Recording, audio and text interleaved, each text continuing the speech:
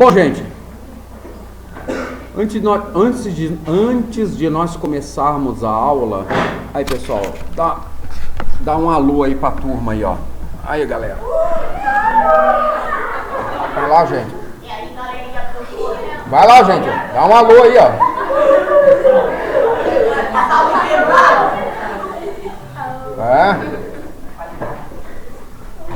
Vocês vão pra rede, gente, ó. Vão ficar famosos aí, ó.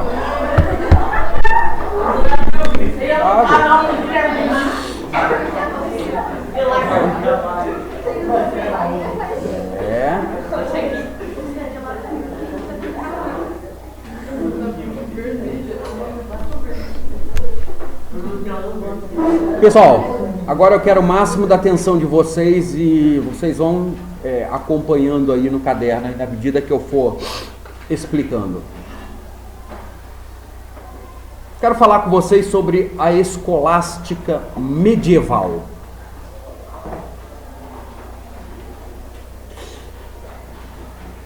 A escolástica medieval, esse nome significa em latim escola. E a escolástica, na época em que ela foi fundada, ela tinha também o nome de escolas palacianas. Então, quando você ouvir lá na disciplina de história, o professor, quando estiver trabalhando sobre Idade Média, quando ele estiver falando sobre escolas palacianas, logo, escolas palacianas é sinônimo de escolástica.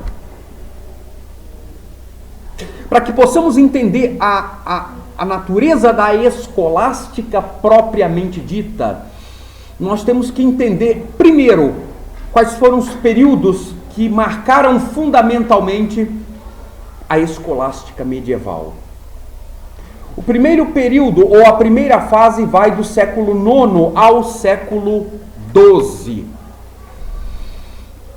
Esse foi o primeiro período, ou a primeira fase. Esse período foi marcado fundamentalmente pela sua origem até Santo Anselmo de Cantuária, quando ele escreve duas obras, que são consideradas como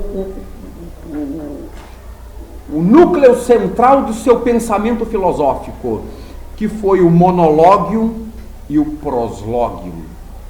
Duas obras de Santo Anselmo, Monologium e Proslogium. Pois bem, essa primeira fase foi caracterizada pela confiança perfeita na harmonia existente entre a fé e a razão.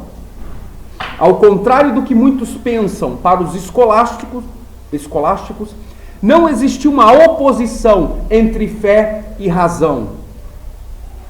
Ao contrário do que muitos pensam, a fé e a razão não se opunham uma à outra. Não, a fé e a razão compunham uma à outra. Ou seja, elas se complementavam. Se por um lado, essa foi a primeira fase, a segunda fase foi do século XIII ao século XIV. Esse período foi marcado fundamentalmente por São Tomás de Aquino. Vocês pesquisaram Santo Tomás de Aquino sobre Santo Anselmo, ou seja, vocês pesquisaram sobre a escolástica medieval. E vocês viram que um dos grandes nomes lá na escolástica medieval foi São Tomás de Aquino. Pois bem, São Tomás de Aquino, ele marca essa segunda fase. E essa segunda fase foi caracterizada pela elaboração dos grandes sistemas filosóficos. E quando eu digo que esta fase foi caracterizada basicamente pela elaboração dos grandes sistemas filosóficos, essa fase ela foi caracterizada fundamentalmente por Aristóteles. Por que Aristóteles? Porque houve a cristianização do Aristóteles. Se por um lado a primeira fase foi marcada fundamentalmente até o século XII, pelo agostinianismo, e quem colocou uma tampa no agostinianismo foi o nominalismo do monge Rosselino, que se opôs à teoria platônica das ideias, sobretudo a ideia de mundo sensível e suprassensível.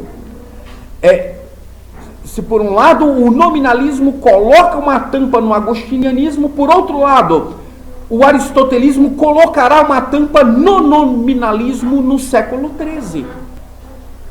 Quem fez isso? Foi justamente São Tomás de Aquino. É São Tomás de Aquino quem vai dar um sabor especial aos moldes cristãos, toda a metafísica de Aristóteles. E ao dar um sabor todo especial, Bruno, a metafísica de Aristóteles, ele pega tudo aquilo que Aristóteles produziu em termos de metafísica e atribui a quem? Atribui a Deus.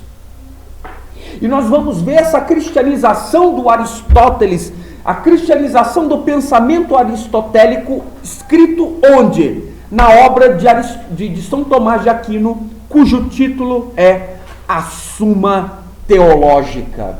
Vocês têm no texto de vocês aí essa obra, A Suma Teológica? Se não tem, façam favor de ter, porque eu vou cobrar isso, trechos dela, na prova. Pois bem, foi justamente o aristotelismo que marcou fundamentalmente a segunda fase. Por outro lado, a terceira fase, ou o terceiro período, vai do século XIV ao século XVI. Esse período, que vai do século XIV ao século XVI, que é o terceiro período, ou período final, ele foi marcado fundamentalmente pela queda da escolástica medieval.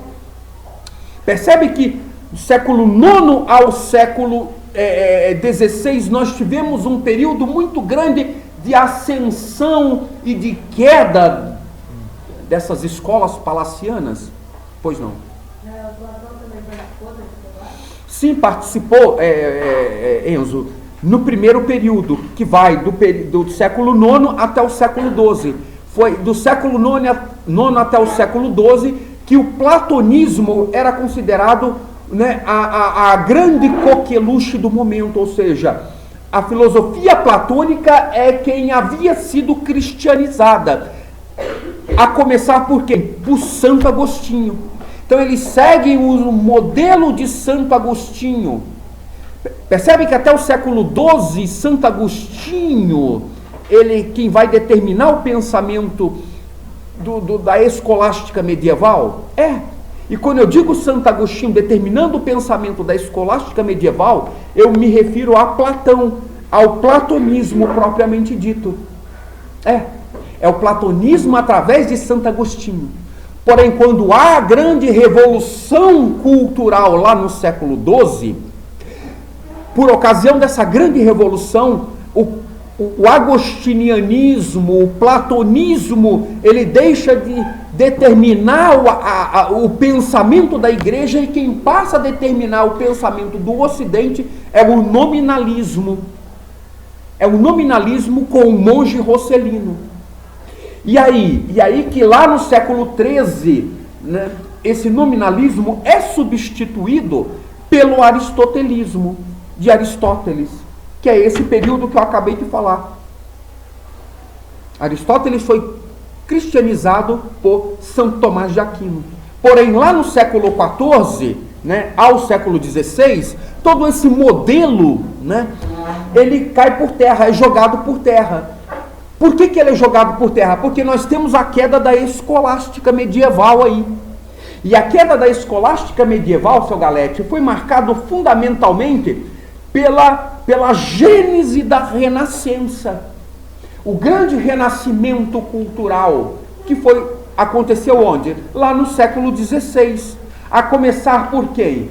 A começar pela Reforma Protestante, que começou a dar os primeiros suspiros, Trevisan, né, para o advento da Renascença. A imprensa já tinha mostrado a cara, mas é a Reforma Protestante que começa a dar um novo rumo, dar uma nova guinada à civilização ocidental europeia. E aí nós temos o ápice da Renascença onde? Lá na Florença do Maquiavel, quando o mestre Rafael, quando Michelangelo, quando El Greco lá na Espanha, quando esses indivíduos começam a se despontar enquanto pintores, enquanto artistas, né? Eles começam a se despontar para o Ocidente. Mas a queda da escolástica, sobretudo com o resgate da cultura greco-romana. E o resgate da cultura greco-romana atinge o seu auge quando há o surgimento daquilo que nós chamamos, historicamente falando e filosoficamente, de humanismo. Quando o homem é colocado no centro de tudo, quando o homem passa a ser, a partir daí, a grande medida de todas as coisas, das que são enquanto são e das que não são enquanto não são. Percebe que quando há o humanismo, quando há o surgimento dessa corrente, quando há o resgate da cultura greco-romana, sobretudo a do período clássico, quando o homem passa a ser o centro, a medida de todas as coisas, há um rompimento com essa cultura escolástica teocêntrica. Quando há um rompimento com essa cultura escolástica e, portanto, teocêntrica, há a queda desse escolasticismo. Por quê? Porque nesse período, nessa escolástica, embora ter havido a síntese da teologia cristã, ou seja, dos dogmas cristãos com a filosofia estava a serviço da teologia, e a teologia a serviço da contemplação. Percebem que nesse período Deus era a medida de todas as coisas? Nada, nenhum pensamento, nenhuma filosofia que foi produzida durante todo esse período que vai do século IX até o século XVI, nenhuma filosofia fugiu ao pensamento da igreja. Todas as filosofias surgiram justamente para atender às necessidades da dogmática cristã, sobretudo a católica romana. Por que eu digo a católica romana? Porque lá no Império Bizantino, lá na igreja de Constantinopla, eles não seguiam esse modelo. Lá a paideia, ou seja, lá o modelo de educação era exatamente outro. Percebe que no Ocidente eles eram educados a partir desses moldes, a partir dessas categorias. Quando nós falamos em escolasticismo, nós falamos em contexto. O que estava acontecendo naquele momento histórico? Nós temos que falar disso, para que possamos entender a pauta, a origem, para que nós possamos entender a finalidade, nós temos que entender a origem. E qual foi a origem? A Europa. O que estava acontecendo naquele momento histórico? Bom, a Europa acabara de sair da idade antiga, da antiguidade. Em 476, já da era cristã, há a queda do Império Romano do Ocidente. Com a queda do Império Romano do Ocidente, há o fim da Antiguidade Tardia. Por ocasião do fim da Antiguidade Tardia, ou seja, por ocasião da queda do Império Romano do Ocidente, o mundo ele se abre a novas cosmovisões. Há um novo modelamento, há uma nova modelagem no mapa geopolítico e cultural da Europa.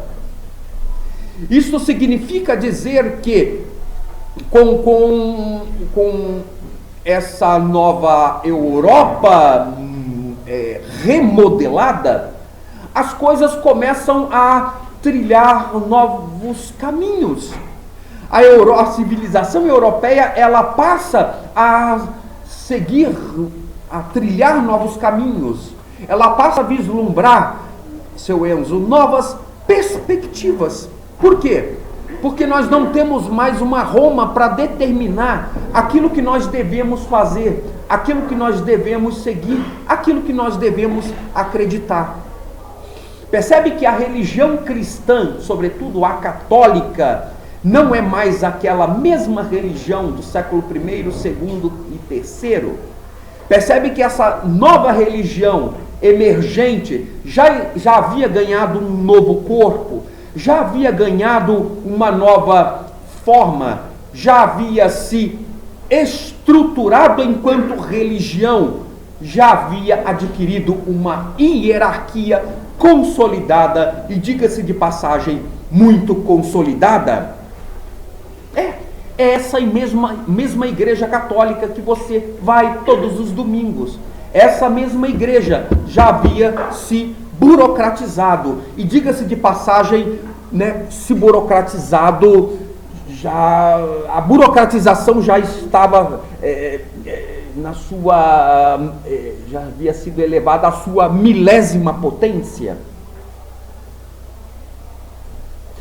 Por que eu digo isso? Porque nós temos agora um modelo hierárquico bastante fechado. A burocratização já estava lá à milésima potência. Com a hierarquização já bastante delimitada, já bem consolidada, a igreja, ela consolidou através dos concílios, né, os seus dogmas e as suas doutrinas. Coube apenas a essa hierarquia bem consolidada, apenas e tão somente servir como guardiã desse grande depósito doutrinário e cultural, que é o que a igreja chama de tradição. Competia a esse clero fazer isso, guardar esse bom depósito. E de que forma que esse clero deveria fazer isso? Através da cultura, através da disseminação.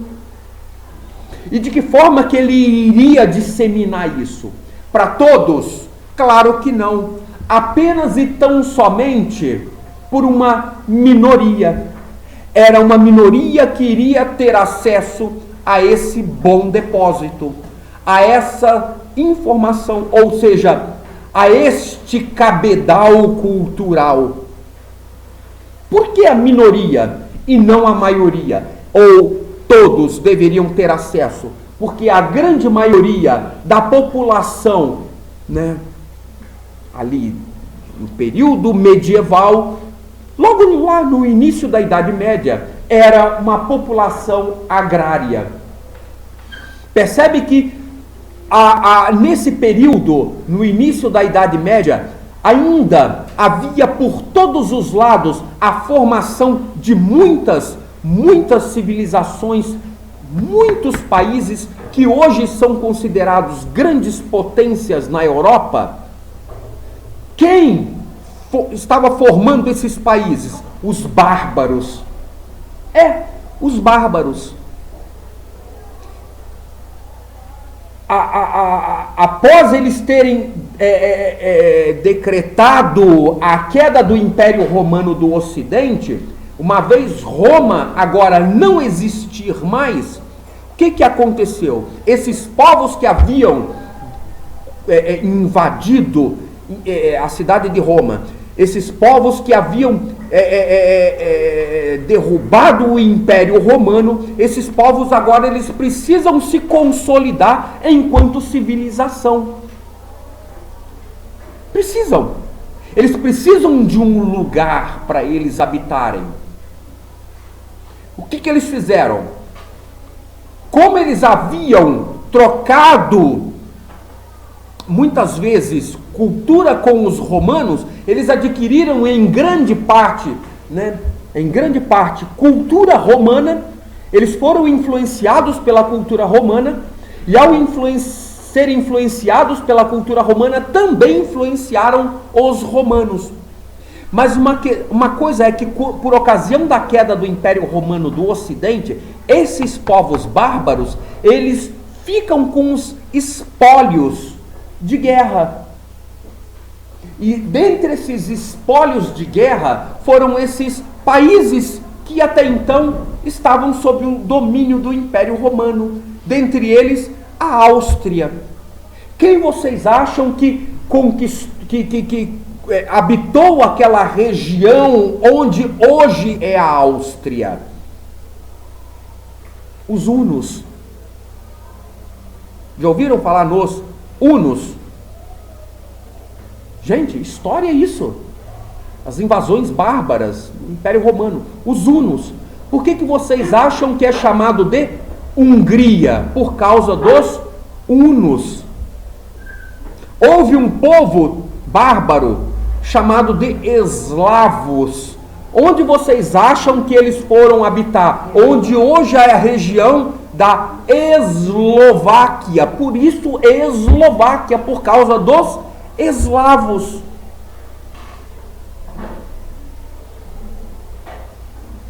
Então os povos germânicos ficavam na região da Alemanha? Oi? Os povos germânicos então ficavam na região da Alemanha? Sim. Os godos. Por exemplo, os godos hoje são os germânicos. Parte godos, parte visigodos. Mas eles foram habitar a região ali onde hoje é chamado de Germânia, que é a Alemanha. Outros foram habitar onde hoje é a Bretanha, que eram os bretões ou os celtas. Já ouviram falar nos celtas? Pois bem, os celtas, eles foram habitar a região onde hoje é a Bretanha. Onde hoje é a Bretanha. E outros foram habitar a região onde hoje é a França, que eram os francos. Foram justamente esses povos que deram consolidação a essas nações, a começar lá na Idade Média.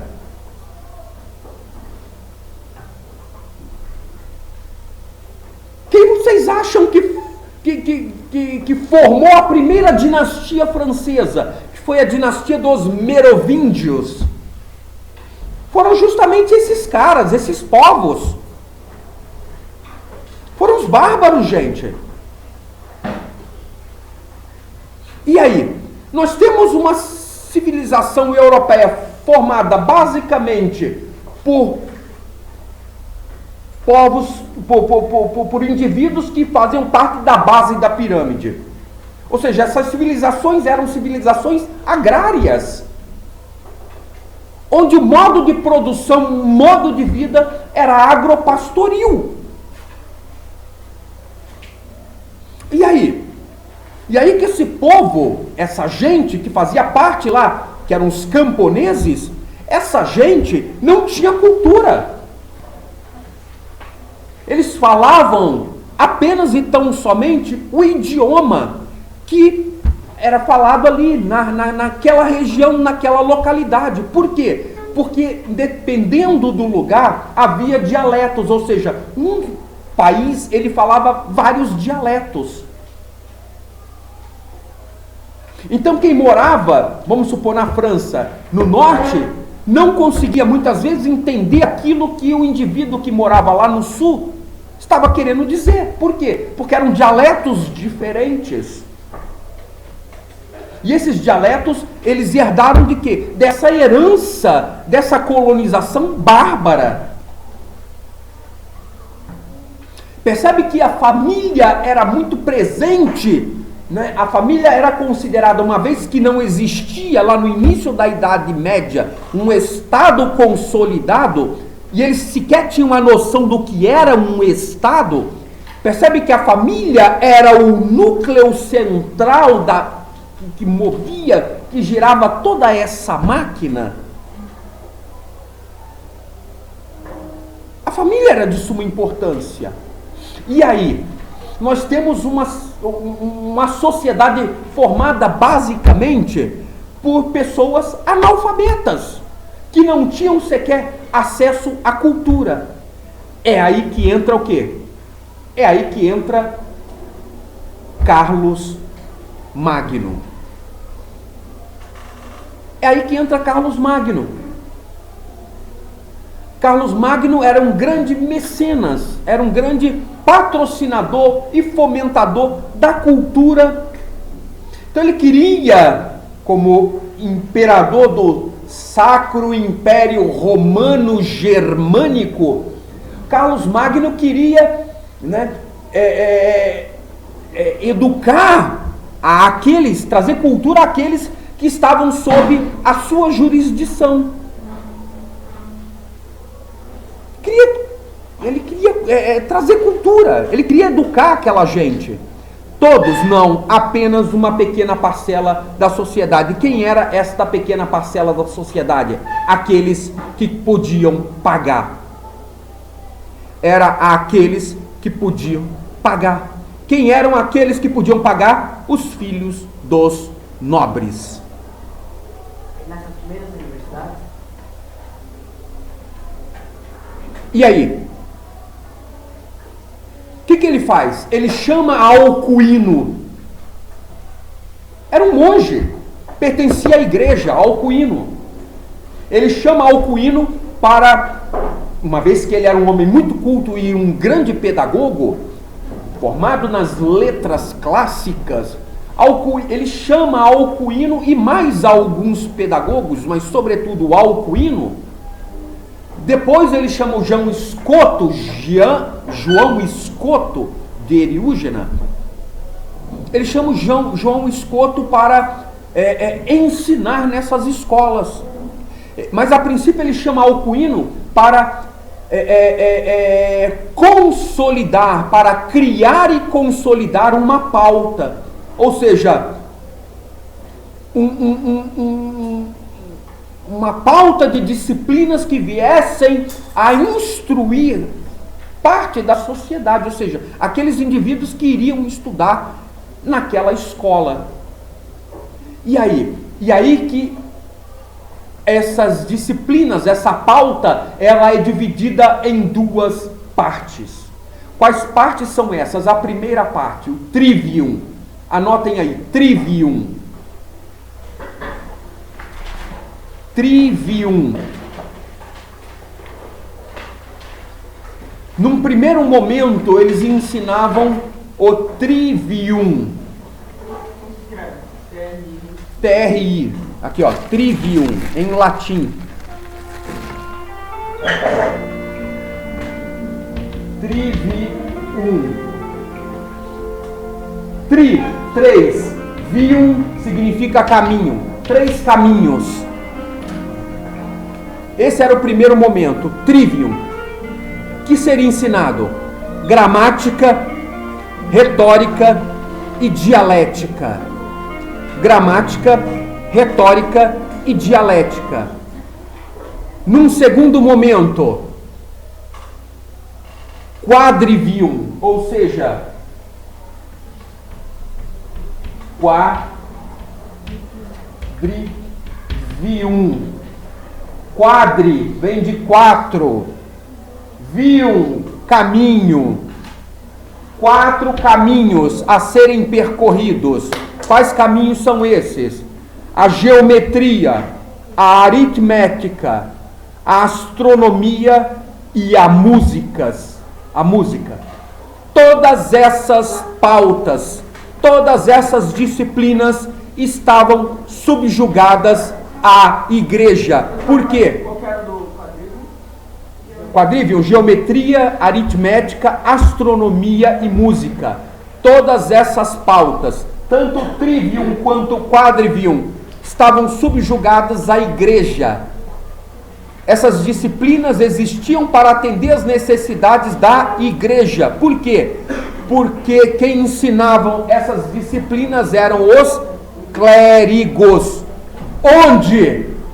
Nos recônditos que o imperador reservou lá no palácio para o funcionamento dessa escola. Por isso que ela é chamada de escola palaciana. Por quê? Porque a princípio ela começou lá no palácio do imperador. O imperador Carlos Magno cedeu parte do palácio dele para o funcionamento dessa escola. Está claro isso para vocês, gente? Na próxima aula, quando nós retornarmos de férias, nós damos continuidade à escolástica. Então essa foi a primeira parte dessa aula. Muito obrigado pela atenção de vocês, gente. E até a próxima, e boas férias, e juízo na minha ausência, tá?